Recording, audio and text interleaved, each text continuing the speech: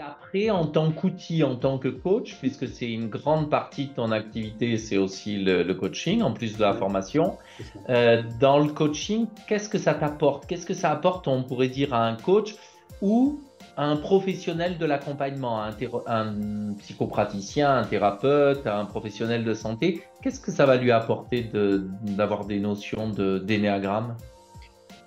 Alors, ce que ça va lui apporter, c'est une grille de lecture assez précise du fonctionnement de la personnalité de la personne, c'est-à-dire d'avoir une compréhension assez fine de quelles sont ces différentes ressources, en fait, et comment il peut les utiliser.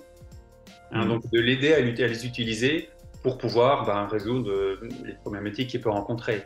On va aller chercher sur les motivations, aussi, qu'est-ce qui va nous motiver, notre vision du monde, qu'est-ce qui fait qu'en ayant cette vision du monde, ça peut être gênant et ça peut être aidant. Et comment toutes les différentes visions du monde qu'on a en nous peuvent nous permettre d'être complets.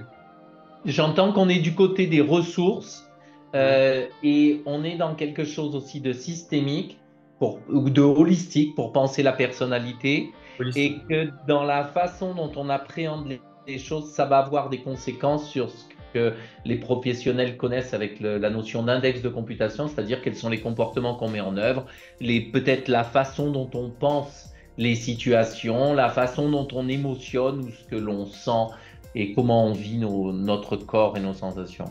C'est ça. En fait, c'est une question de point de vue. Moi, j'aime bien dire ça. C'est que, en fait, que devient un problème si on ne le voit plus comme un problème?